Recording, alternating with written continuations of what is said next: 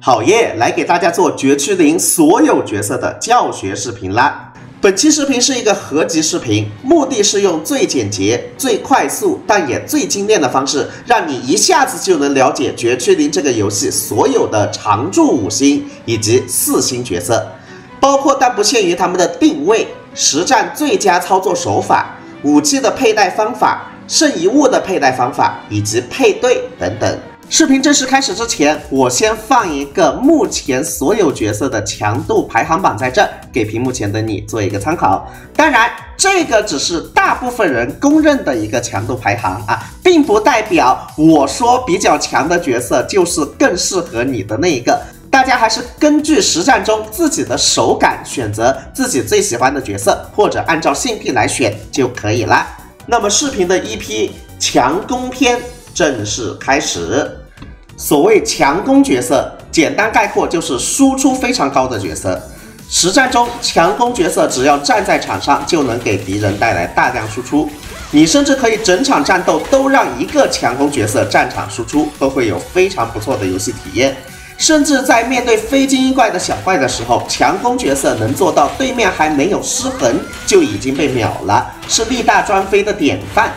不过，在面对血量更高、无法秒杀的精英怪的时候，我们要考虑的就多了。一般来说，强攻角色在面对精英怪的时候，最具性价比的操作模式是，在精英怪的失衡条还没有被打破的时候，先用击破类的角色进行战场破条，等敌人失衡的时候，切出强攻角色，对失衡敌人打出瞬时爆发。这就是强攻角色在实战中的一个定位总结。目前游戏最强强攻角色艾莲乔，我已经在这一期视频里讲得非常清楚了。想要了解鲨鱼妹的，可以跳转这一期视频进行观看。我们直接讲第2强的强攻角色11号。11号在实战中的主要输出手法是多打火附魔的强化普攻即可。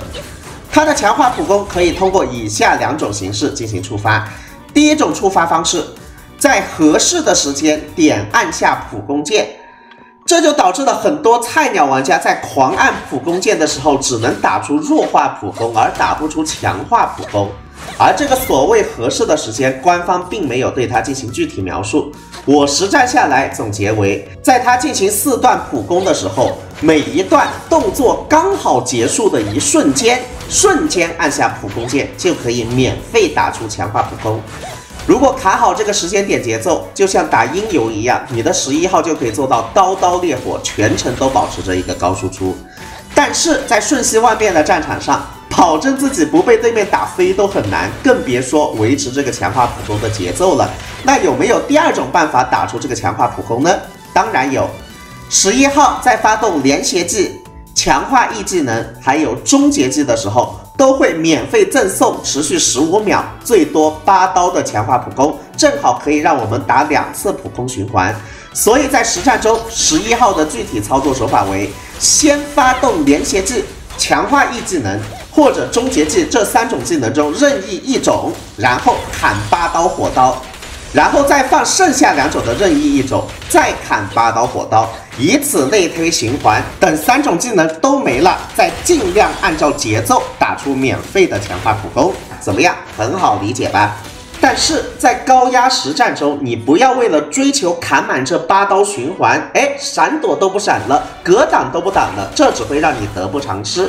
实战中出现连携技了，出现支援格挡闪关了，出现闪避闪关了，你还是得学会哪里亮的点哪里的。总之，绝区零这一款游戏可以总结为：优先哪里亮的点哪里，然后再保证尽可能打出我推荐的每个角色的最佳输出手法。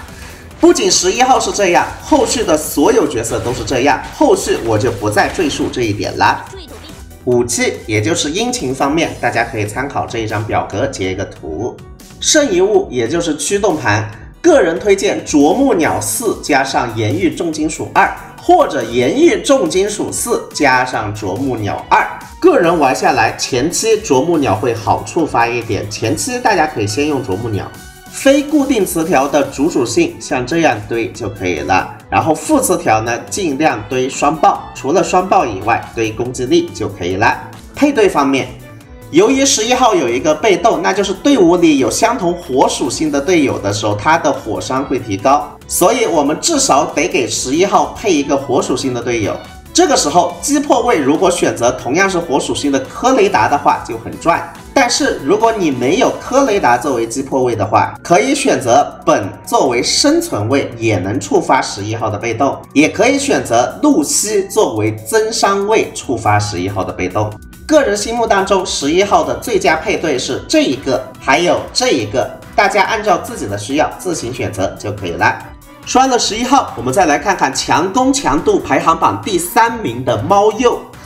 对比鲨鱼妹和11号，猫鼬对单的 DPS 可能稍微逊色一些，但是它对群的范围非常大，也是一个很强的强攻角色。猫鼬在实战中除了哪里亮的点哪里以外，它的主要输出手法重点有2个。第一，实战中尽可能的触发闪避反击或者受击支援，每次成功触发都能让猫鼬在6秒内大量提升自己的伤害。第二，一直给敌人施加物理伤害，让敌人血条右边的物理异常值蓄满，造成强击。队伍每强击一次，都能让猫鼬的强化一技能伤害提高1次，最多可以叠加2次。所以猫鼬实战中的输出手法可以总结为：首先，队伍里要存在一个同属狡兔屋阵营或者同样是物理属性的队友。达成这一个条件后，让猫鼬不断的躲避敌人，并且一直按鼠标左键给敌人累积物理伤害，造成强击。强击2次之后，按 E 使用强化一技能打出成吨输出就可以了。还有一点值得注意的是，如果你的猫鼬带的是专武钢铁肉垫，那么你就会得到一个背后伤害加成的 buff。这个时候推荐强化一技能在绕到敌人背后的时候再按，才能达成收益最大化。武器推荐方面，像这样带就可以了。驱动盘选择獠牙重金属4件套，2件套的话选择暴击率就可以了。词条的话像这样带。其实强攻角色前期开荒的话，大部分都以双爆和攻击力为主。配对方面，强烈建议带一个派派，因为派派不仅可以帮助猫鼬累积物理异常的速率，而且它还是物理属性的，可以触发猫鼬的额外能力猫不锈。至于剩下一个击破位的话，你们看自己的账号有什么击破上什么击破就可以了。接下来给大家介绍我们的4星战神可琳。可琳身为4星角色，对比5星角色当然是有缺陷的，缺陷就是攻击范围不算大，而且输出前后摇都略显笨重。但为啥说他是4星战神呢？因为高练度的可琳对单输出甚至可以媲美5星角色。实战中，可琳除了哪里亮的点哪里以外，输出手法重点就是2个字：狂按。可琳几乎所有的攻击都可以通过狂按来大幅度延长电锯的持续时间。普攻我们不停的狂按，冲刺攻击我们不停的狂按，E技能我们也不停的狂按。总而言之，狂按就完事了。被延长时间的电锯切割对面的时候，血量真的是成吨成吨的掉，对单输出非常的强悍。虽然无脑狂按是大部分可琳的一种输出模式，但是我在这里再补充一个小细节：可琳在冲刺攻击之后，它能直接不打1、2、3段普攻，直接打出第4段和第5段普攻，而第5段普攻是可琳输出倍率最高的一个普攻。所以实战中，如果条件允许的话，个人推荐可琳一直使用冲刺攻击，再接4、5段普攻，这样的输出速率会比常规1、2、3、4、5段的输出速率要更高一些。武器选择像这样选择就可以了。驱动盘的话，啄木鸟4加獠牙2，或者獠牙4加啄木鸟2都可以，看你的副属性怎么样吧。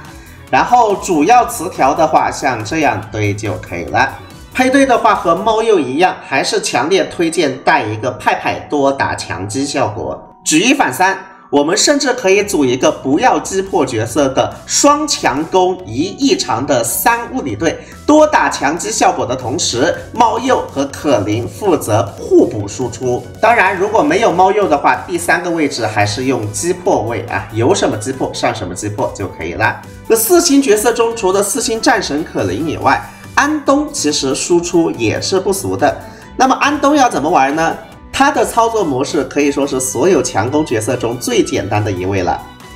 在能量充足的时候，点按一下强化 E 技能，然后疯狂的 A 就完事儿了，就是这么简单。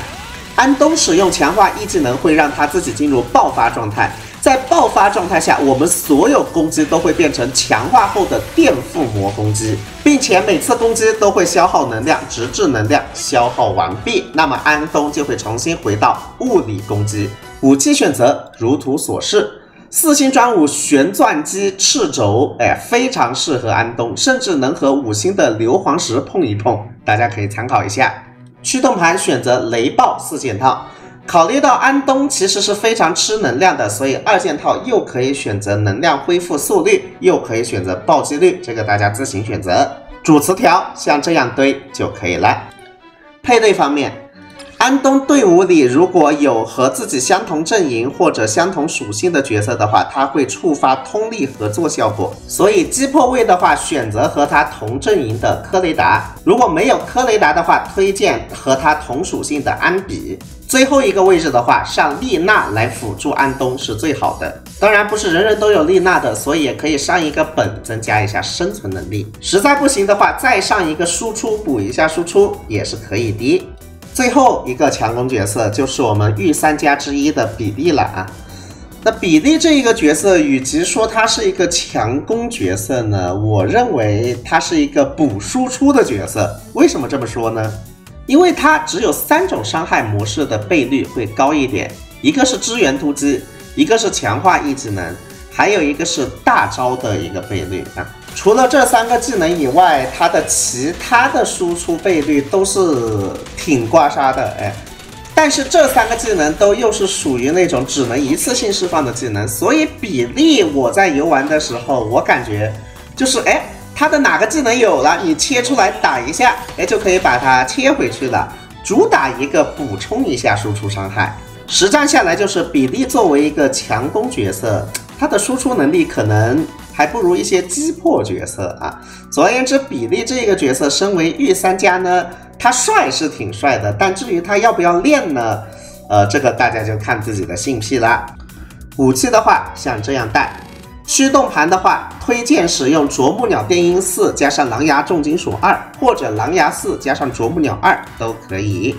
当然，我刚刚也说了，比利的终结技的倍率可不低，而且它的终结技范围很大，并且它这一边额外能力骑士战队能进一步提高它的终结技伤害。所以我们比利有一个黑科技玩法，就是把它当炸弹玩，就让他在场上释放终结技就完事了。所以我们也可以给他带河豚电音4件套。总而言之，我们的小机器人它不适合长时间战场输出的一个玩法，整体它是适合速切出来打一波输出就溜，然后切出来放一个终结技就溜这样的玩法。说白了就是一个经常可以切出来补输出的大范围炸弹，所以这样的炸弹的话放在哪个队伍里都可以啊，任君选择吧。以上就是视频的 P1 强攻篇的所有内容了，不知道对屏幕前的你有没有帮助？有帮助的话，还不要忘记给一个免费的赞，非常感谢大家。接下来击破篇、支援篇、异常篇都会如约而至的，大家保持期待哦。